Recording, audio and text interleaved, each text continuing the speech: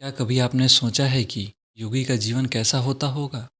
वो अपने फॉलोअर्स के लिए स्पिरिचुअल फिलॉसफीज़ का निर्माण कैसे करते होंगे? और ये स्पिरिचुअल फिलॉसफीज़ हम जैसे आम लोगों की मदद कैसे करेंगे?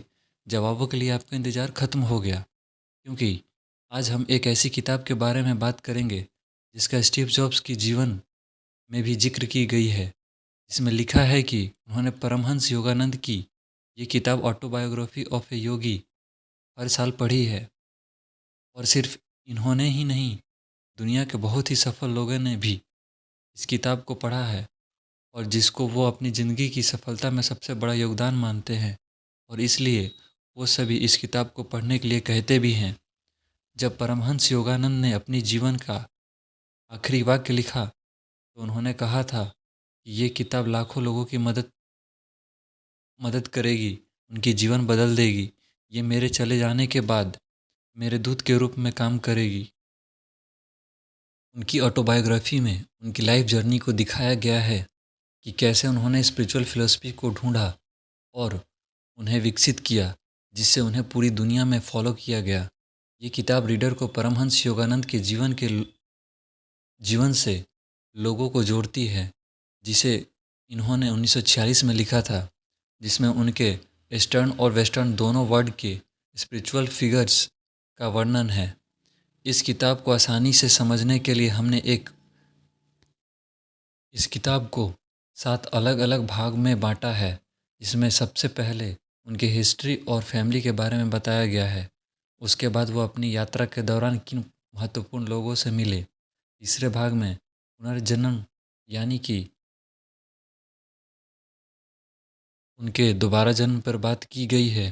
फिर उनके स्पिरिचुअल जर्नी के बारे में, डर का रोल, डिवाइन, इच्छा की शक्ति, और आखिरी भाग में, जो कि इस किताब का सबसे महत्वपूर्ण हिस्सा है, वहाँ योगानंद की सभी आध्यात्मिक शिक्षा के बारे में विस्तार से बताया गया है। सुझाव यह है कि इस समरी को बहुत ही ध्यान से और आराम से सुने। भाग 1, योगानंद का परिवार और इतिहास। परमहंस योगानंद का जन्म एक बंगाली हिंदू परिवार में मुकुंदलाल घोष के घर में गोरखपुर, भारत में हुआ था। इनका जन्म 1893 में हुआ। उनके पिता एक विद्वान थे जिन्होंने कई गुप्त ग्रंथ, जिसमें भगवत गीता शामिल है, याद कर रखे थे। वो बताते हैं कि भारतीय संस्कृति गुरु शिष्य संबंध को सभी चीज़ों से ज़्यादा महत्व देती है, क्योंकि ये ज्ञान और आध्यात्मिक पर आधार होता है। योगानंद का परिवार पूरी तरह से इस परंपरा में घुली हुई है। उनका मानना था कि योगानंद एक प्रबुद्ध आत्मा है, जिन्होंने अपने बचपन के दौरान अपने आप को कई रूप में प्रकट किया है। जैसे वो जब सिर्फ 2 साल के थे, तब उन्होंने खुद को अपने पिछले जन्म में एक युवा योगी के तौर पर कैलाश पर्वत पर टाइबेट में देखा था। जब योगानंद 4 से 5 साल के थे, तब ज़्यादातर बच्चे बात नहीं करते थे। तभी उन्होंने कहा कि पिछले जन्म में वो क्या थे। इससे आसपास के लोगों का उन पर ध्यान गया। योगानंद के पिताजी बंगाल नागपुर रेलवे के एक हाई रैंक पर थे। उनकी माताजी लविंग एंड काइंड थी। उनके बच्चे अपने बच्चों को सिर्फ प्यार के जरिए सिखाती थीं। उनके माता पिता अपने गुरु लहरी महाशय के साथ काफ़ी डीपली कनेक्ट थे। जैसे जैसे योगानंद बड़े हुए, उन्हें आध्यात्मिक अनुभव होते रहे। वो अपनी कम्युनिटी के संत और गुरुओं को अपनी गाइडेंस के लिए ढूंढते रहे।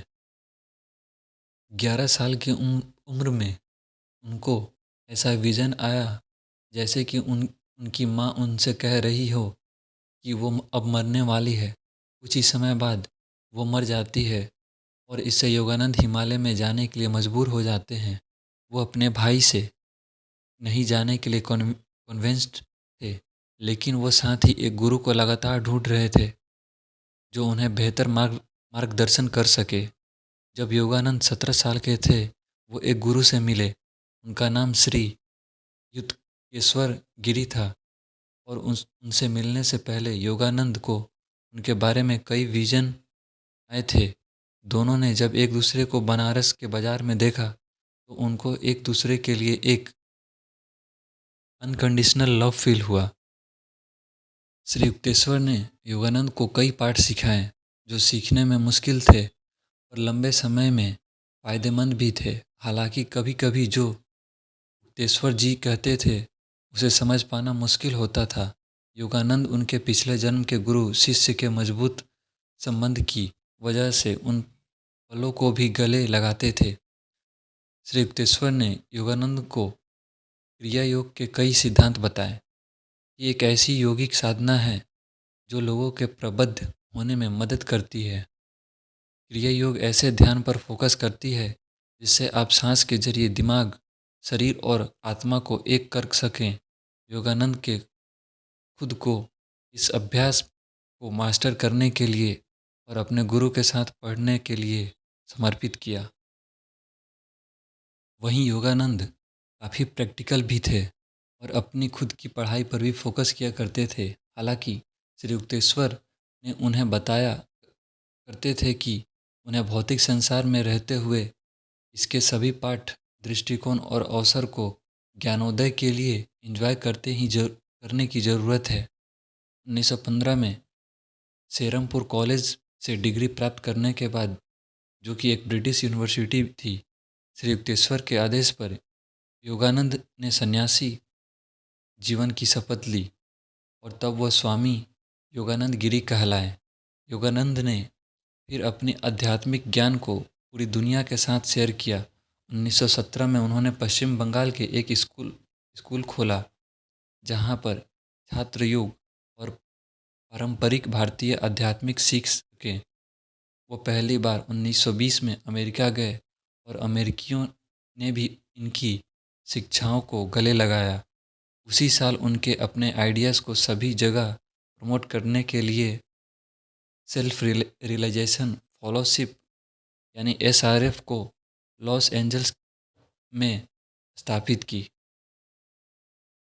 बीच में एक छोटी सी इंडिया विजिट के बाद योगानंद ने अपनी बाकी जीवन अमेरिका में ही बिताया। इस समय वो गांधी जी से मिले और उन्हें क्रिया योग से परिचित करवाया। योगानंद की ज़िंदगी और उनकी सीख इतनी यूनिवर्सल थी कि वो अपने जीवन शैली में बहुत से मशहूर लोगों से मिले। भाग 2, दलालू लोगों के साथ उनका मिलन। वो कई संतों से मिले जिसमें परफ्यूम संत भी शामिल हैं जो किसी भी वक्त की खुशबू प्रकट कर सकते हैं। टाइगर स्वामी जिन्होंने टाइगर के साथ लड़ाई की और उसे हराया, और लेविटेटिंग संत बहादुरी महासभा जिन्होंने सब योगी बनने के लिए अपनी अमीर परिवार को छोड़ दिया। लेखक शंकरी माई जीव से भी मिले। ऐसी योगिनी जिनकी उम्र बहुत ज़्यादा थी, और निर्मला देवी जिनको आनंद से भरी माँ भी कहा जाता है, जिन्होंने अपना ज़्यादा समय वक्त समाधि में बिताया। योगानंद ने बंगाल में गिरिबाला को ढूंढने के लिए ट्रैवल किया।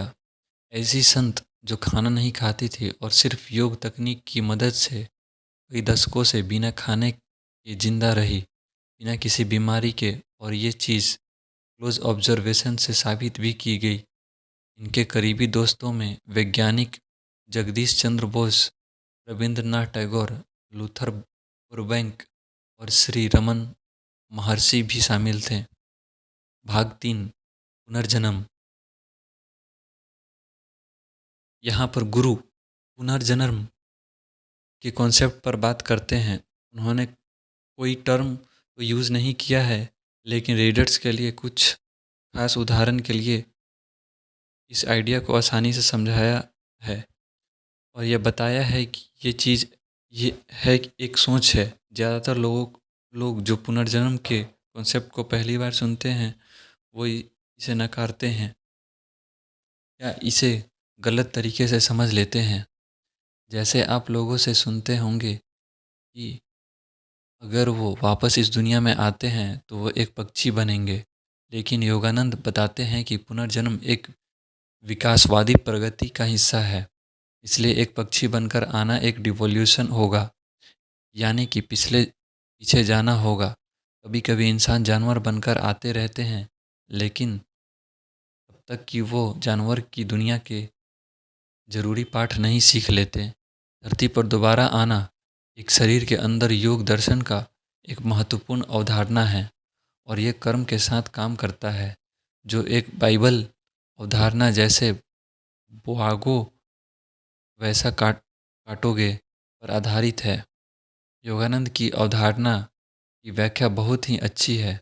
वो अपने पाठकों को समझाने के मदद करते हैं कि क्यों उनका जन्म इस धरती पर हुआ, उनका सच्चा लक्ष्य क्या है और किस तरह वो इसे हासिल कर सकते हैं।